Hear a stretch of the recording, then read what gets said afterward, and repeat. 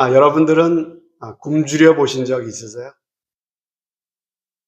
아, 제일 많이 굶어 보신 게 며칠 굶어 보셨습니까?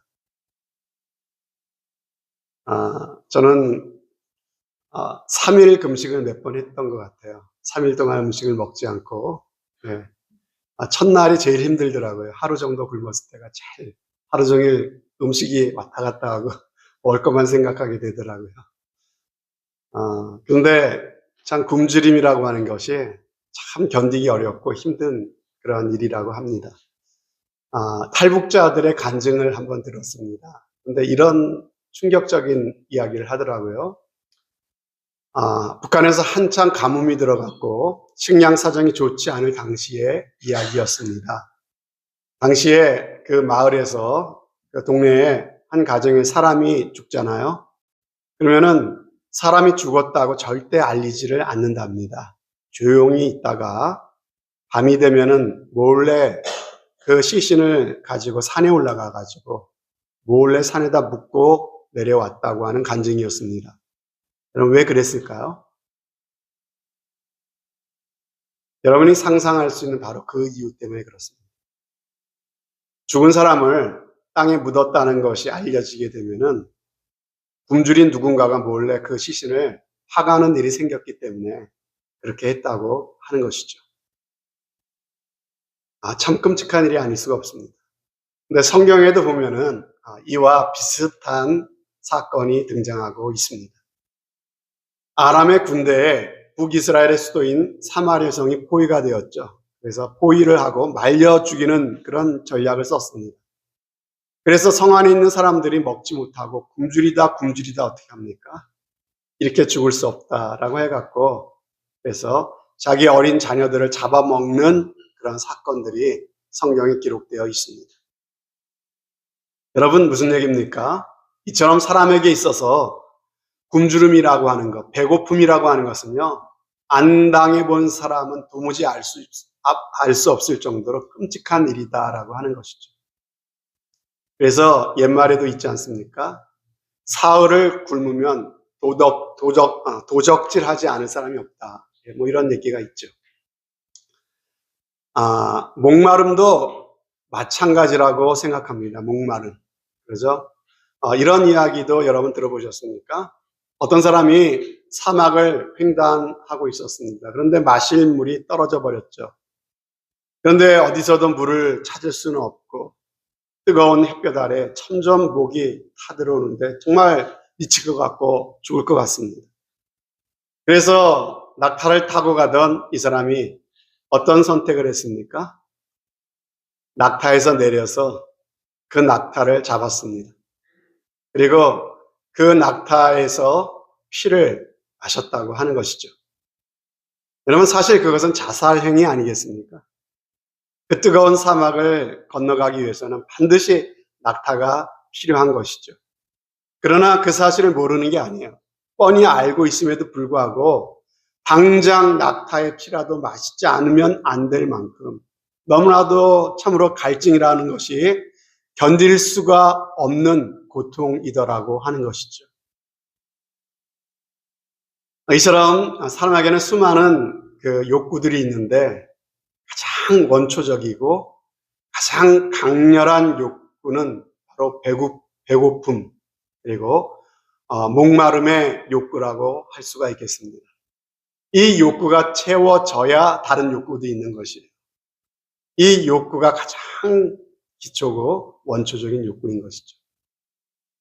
그런데 예수님께서는 그런 강렬한 욕구를 가지고 의를 갈구해라, 하나님의 의를 갈망해라, 이렇게 말씀하고 계세요. 오늘 말씀해 보니까 그것이 바로 의에 줄이고 목마른 자라고 이렇게 말씀하고 계시는 거예요. 여러분, 의에 줄이고 목말라야 된다. 적당히 갈증을 느끼는 정도가 아니라 이러한 목마름으로, 이러한 참으로 갈망으로 이 의를 우리는 갈망해야 된다는 것인데, 여러분, 여기서 말하는 의라고 하는 게 뭘까요? 의. 우리가 많이 들어본 말이긴 한데 알 것 같기도 하고 또 모를 것 같기도 하고 알쏭달쏭하지 않습니까? 여러분, 알쏭달쏭을 일본 말로는 뭐라고 하는지 아세요? 예, 아리까리랍니다. 아리까리. 그리고 프랑스어로는 아리송이고요. 그리고 또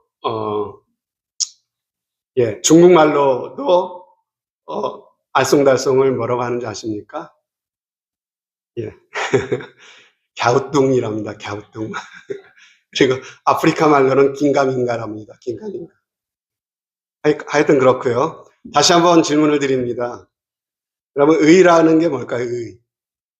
여러분, 아직도 알쏭달쏭 하시죠? 의라고 하는 것은요, 성경의 핵심 사상입니다. 디카이오스네라고 하는 헬라어 단어로 되어 있어요.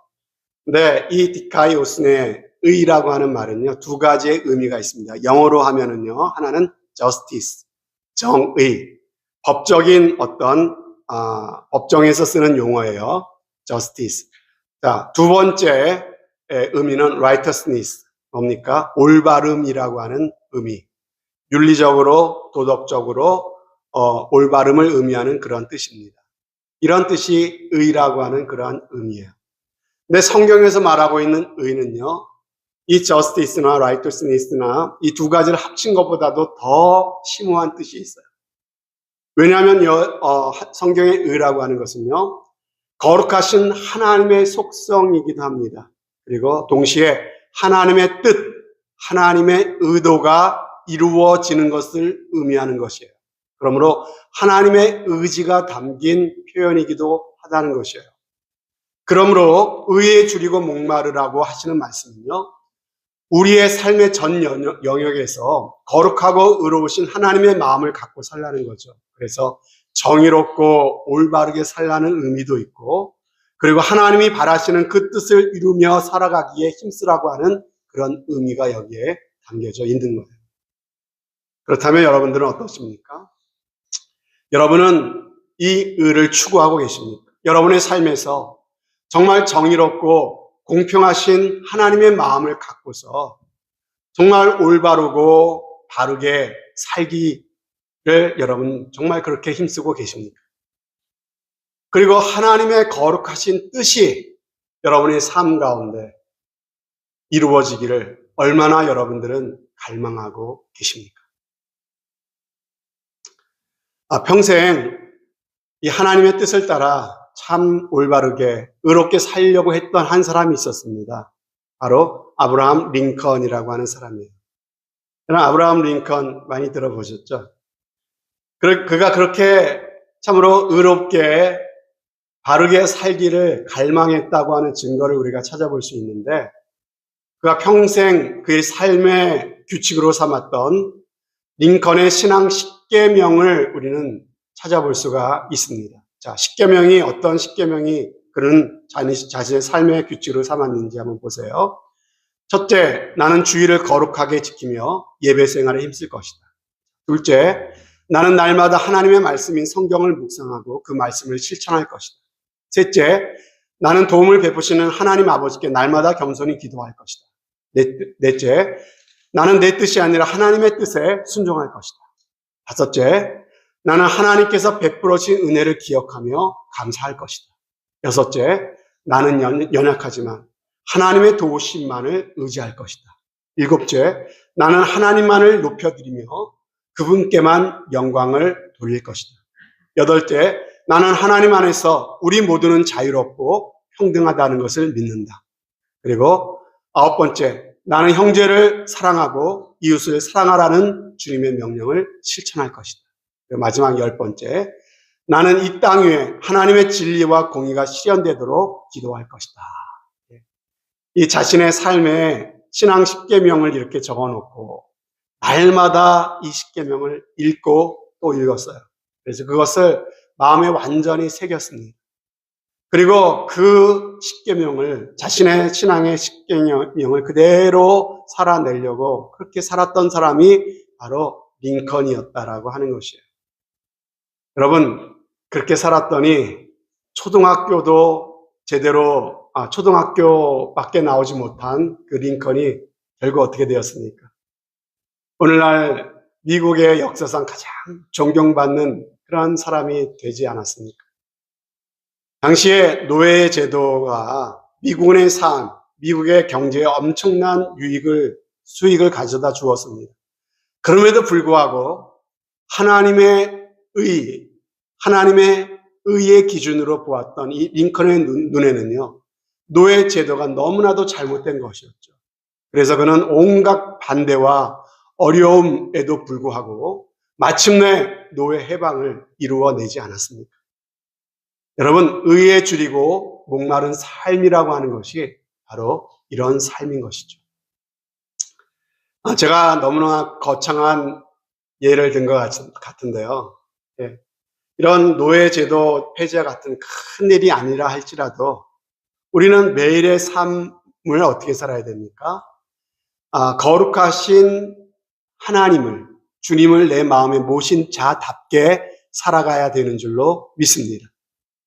그래서 여러분, 거창한 게 아니에요. 운전할 때는 교통법규를 잘 지키는 거, 그리고 공중 질서를 지키는 거, 회사 근무할 때 근무 시간에 자신의 개인 일 보지 않는 거, 회사 물건 함부로 집에 가져오지 않는 거, 거짓말하지 않고 부정직한 일 하지 않는 거, 뒤에서 남 흉보지 않는 거, 마트에서 장보고 카트 아무데나 버려두지 않는 거, 뷔페 식당에 가서 음식물 싸갖고 오지 않는 거. 여러분, 이런 작은 일들 하나하나가 다 우리가 이 땅에서 의롭게, 거룩하게, 올바르게 살아가는 그런 모습 아니겠습니까? 여러분, 이런 자잘한 일들도 있고 좀 더 이렇게 넓혀서 보면은 내가 사는 이 사회에 공정하고 올바른 정치와 법 제도가 세워질 수 있도록 정치에 관심을 갖는 것도 크리스찬으로서 마땅한 바인 줄로 믿습니다. 그리고 투표를 할 때 어떤 사람이 하나님에 의해 가장 맞는 사람인가, 그렇게 기도하고 결정해서 투표에 적극적으로 참여하는 것도요, 참으로 의를 추구하는 사람의 모습인 줄로 믿습니다. 여러분은 어떠십니까? 여러분은 교통법규나 공중도덕 같은 작은 그런 질서를 잘 지키십니까? 누가 봐도 여러분의 삶은 올바른 삶이라고 그러한 말을 들을만 하십니까? 회사 물건 하나 집에 가져오지 않는 것, 뷔페 식당에 가서 자신의 작은 그런 행동 하나, 여러분, 너무나 작은 사소한 일처럼 보이죠. 그러나 여러분, 잘 생각해보면 결코 사소한 일이 아닙니다. 왜 사소하지 않을까요? 저와 여러분이 정말 내 마음에 예수님을 주님으로 모시고 산다면요, 우리는 그런 작은 일 가운데서도요, 올바르게 살게 되어 있어요. 올바르게 살지 않으면요, 그것이 내 마음에 불편하게 느껴지고 부대끼는 거예요. 계속 그 불편한 일, 부대끼는 일을 할 수가 없는 것입니다. 주님을 믿는다고 나는 말하면서도 내 삶의 사소한 것에서 자꾸만 부정직하고 거짓말하고 올바르지 않는 행동들을 내가 반복하고 있다면요, 여러분, 스스로 내 자신을 깊이 돌아보셔야 되는 것입니다. 내가 참으로 거룩하신 하나님을 아버지라고 참으로 믿고 있는 것이 맞는가? 예수 그리스도께서 과연 내 마음에 오셔서 내 삶의 주인이 되고 계시는 것이 맞는가? 스스로 한번 심각하게 돌아보셔야 된다고 하는 거예요. 내가 예수님을 주님으로 모시고 거룩하신 하나님과 바른 관계 가운데 있다면 우리는 내 삶의 작은 부분이지만 그 속에서도 올바르게 살아가고자 하는 모습이 반드시 나타나게 되어 있다라고 하는 것입니다. 이것이 그리스도인의 정상적이고 바른 모습이라고 하는 것이죠. 1905년도에 대한민국 평양 땅에서 큰 부흥의 운동이 일어났다고 하는 교회 역사를 우리가 알고 있지 않습니까? 여러분, 이 평양 부흥운동의 도화선이 된 사건이 무엇입니까? 평양 장대영 교회라고 하는 곳에 사람들이 모여가지고 부흥회를 하는데 이상하게 냉랭하고 하나님의 은혜가 임하지 않고 있었습니다. 사람들의 마음이 답답했습니다.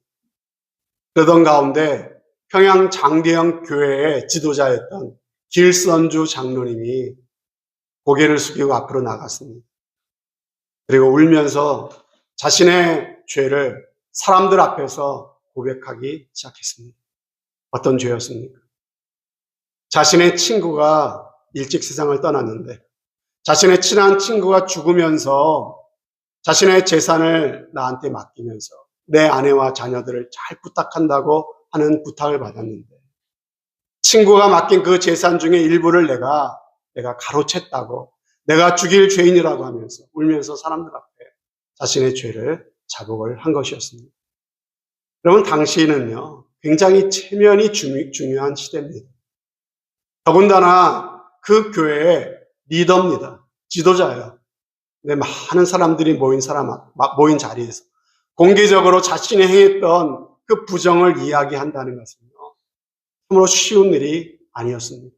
그러나 하나님 앞에 그런 자신의 양심이 견딜 수가 없어서 많은 사람들 앞에 자신의 부끄러운 것을 울면서 내어놓으면서 통회하면서 회개했다고 하는 것이죠. 그랬을 때 그 자리에 있던 많은 사람들이 감동을 받습니다. 그리고 한 사람 한 사람 앞으로 나와서 자신의 죄를 다 고백하기 시작하는 거예요. 이것이 사람들의 마음에 성령의 불이 붙는 놀라운 계기가 되었습니다. 그래서 일이 계기가 되어서 평양지대, 평양지역에 큰 하나님의 부흥이 일어나는 놀라운 일의 시발점이 됐다고 하는 것이죠. 여러분, 그렇습니다. 우리가 하나님의 은혜가 우리의 마음 가운데 다가올 때 우리 안에 있는 잘못들이 비로소 보이기 시작하는 거예요. 우리는 반드시 의롭고 올바른 삶을 추구하게끔 되어 있습니다. 그럴 때 성령의 역사가 그 가운데 함께하게 된다는 것이죠. 자, 저와 여러분들이 참으로 예수 그리스도를 믿는 자답게 의로운 삶, 올바른 삶, 하나님의 뜻이 이루어지기를 소망하는 그러한 삶을 살아가시길 주님의 이름으로 축복합니다. 자, 그러면 이처럼 의에 줄이고 목마른 삶을 살면요 어떤 복이 있다고 말씀하십니까? 배부를 것이며 이렇게 말씀하셨죠. 저희가 배부를 것이며. 여러분, 그렇게 열심히 의롭게 올바르게 살려고 애썼는데 고작 얻는 것이 배부를 정도라면은 차라리 나는 내가 좋아하는 올유캔 식당에 가서 실컷 배 터지게 한번 먹고 말겠다. 뭐 그런 생각이 드실 수도 있을 겁니다. 그러나 그런 뜻이 아니죠. 그럼 배부를 것이다 라고 하는 뜻은 그런 뜻이 아닙니다. 그럼 무슨 뜻일까요? 배부를 것이다 라고 하는 것은요, 첫째로 네가 충만해질 것이다 이런 뜻이에요. 충만해질 것이다. 그래서 영어 성경 오늘 말씀해 보면 뭐라고 되어 있어요? 바로 맨 끝에 보면요, 너희가 충만해진다, 가득 찬다, 차게 될 것이다 이렇게 말씀하고 있죠. 그리고 에베소서에도 보면요, 뭐라고 말씀하십니까? 그 너비와 길이와 높이와 깊이가 어떠함을 깨달아 하나님의 모든 충만하신 것으로 너에게 충만하게 하시기를 구하노라. 여러분, 그러므로 배부르게 된다는 것은요, 너희가 가득 채워지게 될 것이다 이런 말씀입니다. 이렇게 가득 채워지게 될 때 여러분 어떤 일이 벌어집니까? 만족이 오는 거예요. 만족이. 그러므로 여러분 배부르게 된다는 것은요, 채워지게 되어서 만족하게 된다 이런 뜻이에요. 그래서 시편 107편에 보면요, 그가 사모하는 영혼에게 만족을 주시며 줄인 영혼에게 좋은 것으로 채워주신다고 약속하셨습니다. 여러분, 배부름이라고 하는 것은 채워짐을 말하는 것이고 채워짐이라고 하는 것은 만족감 아니겠습니까? 만족하면 행복한 것이죠. 그리스 신화 가운데 이런 얘기가 있습니다. 탄탈루스라는 왕이 있었는데 최고의 신인 제우스의 음식을 훔쳐 먹었습니다. 그런데 그 음식은요, 늙지도 않고 죽지도 않는 특별한 음식이었죠. 그래서 이 제우스 신이 화가 나서 한 가지 형벌을 내리게 되는데 이 탄탈루스라는 왕이 평생 배고프고 목마르게 되는 그러한 형벌을 받게 되었습니다. 그래서 물을 마시고 싶어서 그래서 물잔을 집으려고 하면 어떻게 합니까? 물잔이 휙 하고 도망을 갑니다. 나무의 열매 하나를 따먹으려고 딱 손을 내밀면요, 나무가 또 휙 하고 하늘로 날아가 버립니다. 여러분, 이렇게 탄탈루스는요, 빤히 눈앞에 보면서도 마시고 싶어도 마실 수가 없고 먹을 것 하나 입에 넣을 수가 없는 그 고통을 평생토록 겪게 되었다라고 하는 것이죠. 여기서 탄탈라이징이라고 하는 영어 단어가 나왔다고 합니다. 그게 뭡니까? 감질나다, 애태우다라고 하는 그런 뜻이라고 하죠. 여러분, 이 신화가 주는 교훈이 뭡니까? 사람들이 그토록 열심히 추구하는 모든 것들이 다 이런 것들이라고 하는 거예요. 여러분, 물질이라고 하는 것도 좀 모았다 싶으면 어느새 손가락 사이로 빠져나가는 모래알처럼 돼버린다는 거예요. 여러분, 남녀 간의 사랑도 마찬가지예요. 이걸 통해서 내가 채워질 줄 알았는데 채워도 더 갈증이 나요. 마치 바닷물을 마시는 것과 같다라고 하는 것이죠. 돈도 그렇고 명예도 그렇고 정욕도 그렇고 여러분, 채워도 만족이 안 되고 더 갈증이 나더라는 것이죠. 여러분, 남편을 5번이나 바꾸었던 수가성 여인이 왜 대낮에 우물물을 길러 나왔습니까? 세무서 소장이라고 하는 남부러울 것이 없는 큰 부자였던 삭개오가 왜 체면 무시하고 뽕나무 위에 기어 올라가야 됐습니까? 백성의 정복자라고 하는 이름의 뜻처럼 세상 모든 것을 다 가진 것 같았던 니고데모가 왜 하필 밤중에 예수님을 은밀히 찾아가지 않으면 안 되었습니까? 남편을 5명이나 바꿔치기해 보았지만, 엄청난 부를 축적해 보았지만, 높은 자리에까지 올라가 보았지만 여전히 그 영혼의 목마름은 해결되지 않고 있었기 때문 아니겠습니까? 여러분, 우리의 줄이고 목마른 갈증을 채워주실 분은 오직 예수님 한 분뿐이십니다. 그래서 예수님이 뭐라고 말씀하셨습니까? 내가 주는 물을 마시는 자는 영원히 목마르지 아니하리. 내가 주는 물은 그 속에서 영생하도록 솟아나는 샘물이 되리라 그러셨어요. 또 말씀하셨습니다. 나는 생명의 떡이니 내게 오는 자는 결코 줄이지 아니할 터이요 나를 믿는 자는 영원히 목마르지 아니하리라. 사랑하는 성도 여러분, 허무한 것 잡으려고 그렇게 애쓰는 삶을요, 이제는 좀 내려놓으시고 하나님 안에서 의롭고 올바르게 살려고 좀 더 애써 보시기를 바랍니다. 나의 삶 가운데 하나님의 뜻이 무엇일까? 그것을 찾고 하나님의 뜻이 이루어지는데 좀 더 내 삶의 초점을 맞춰 보시기를 바랍니다. 나의 삶에 하나님께서 내가 생각지도 못했던 참으로 비워지는 인생이 아니라 채워지고 충만해지고 만족해지는 삶이 반드시 시작되게 될 줄로 믿습니다. 자, 세 번째로 배부르게 될 것이다라는 말씀의 의미는요, 하나님께서 확실하게 책임져 주시겠다라고 하는 의미예요. 하나님이 책임져 주세요. 그러면 된 거 아닙니까? 그래서 마태복음 6장 33절에 보면요, 너희는 먼저 그의 나라와 그의 의를 구하라.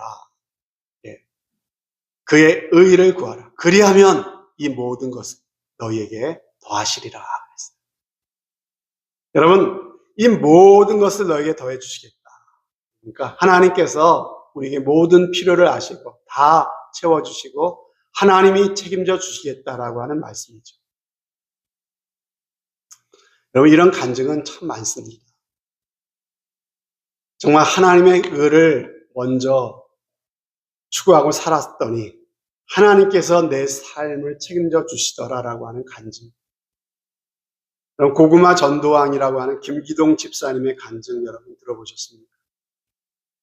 고구마를 삶을 때 고구마가 익었나 안 익었나 찔러보잖아요. 그죠? 이렇게 찔러보는 게 전도대장자들을 젓가락을 갖고 찔러보는 게 바로 고구마 전도법이라고 하는 전도법이에요. 근데 젓가락이 3개의 젓가락이 있어요. 이게 뭐냐면요, 사람을 만날 때마다 이 세 개의 젓가락으로 찔러보는 건데 첫 번째 젓가락은 예수 믿으십니까? 혹시 예수 믿으십니까? 예, 이게 물어보는 거예요. 두 번째 젓가락은요. 내가 믿어보니까 너무 좋습니다. 이게 두 번째 젓가락이에요. 세 번째 젓가락은요. 내가 당신을 위해 지금부터 기도하겠습니다. 다음에 그 사람 또 만나면 내가 당신을 위해 지금도 기도하고 있습니다. 이게 계속해서 그 말을 건너면서 찔러보는 거예요. 찔러보면 그 사람의 반응이 나오거든요. 이 사람이 지금 그 영혼이 예수님을 믿을 준비가 됐구나 안 됐구나 이렇게 테스트를 해보는 것이죠. 준비가 되면 복음을 전해서 이렇게 구원을 하는 그러한 전도법이 고구마 전도법이에요. 근데 이 김기동 집사님이 원래는 작은 회사를 경영하던 사장님이었어요. 지금은 목사님이 되셔서 오렌지 카운티의 소중한 교회라고 하는 교회를 개척하셔서 목회를 하고 계신데 목회를 잘하고 계십니다. 자, 이분이 집사님일 때 아침마다 자동차를 타고 시동을 걸 때마다 이렇게 그분은 기도했다고 합니다. 하나님, 오늘도 준비된 고구마를 만나게 해 주시옵소서. 이렇게 기도했대요. 그런데 그날도 이렇게 기도하고 출근하는데 빨간 불로 바뀌어서 섰답니다. 그런데 스탑을 했는데 갑자기 꿍 하더니 뒤에서 어떤 차가 와서 막았대요. 얼마나 놀랐겠습니까? 그런데도 이 집사님은 하나님께서 오늘도 전도할 기회를 주시는구나 이런 생각이 들었다는 거죠. 그래서 나가보니까 뒷차를 운전하는 사람이 나와서 어쩔 줄 몰라면서 사과를 합니다. 보니까 범퍼가 반 이상 푹 들어가 버렸어요. 그런데 이 김기동 집사님은요, 사고를 낸 사람한테 이렇게 말했다는 거죠. 범퍼라는 것은 받으라고 있는 것이니까 걱정하지 마세요. 이렇게 말했다는 것이죠.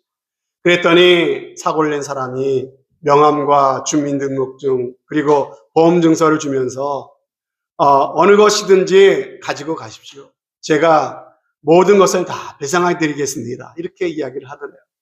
그래서 명함 한 장 받아 들고 회사에 출근을 했습니다. 그래서 대충 견적을 보니까는 100만 원 정도가 나오더랍니다. 점심시간이 가까워지자 그 사고를 낸 사람한테 전화를 했습니다.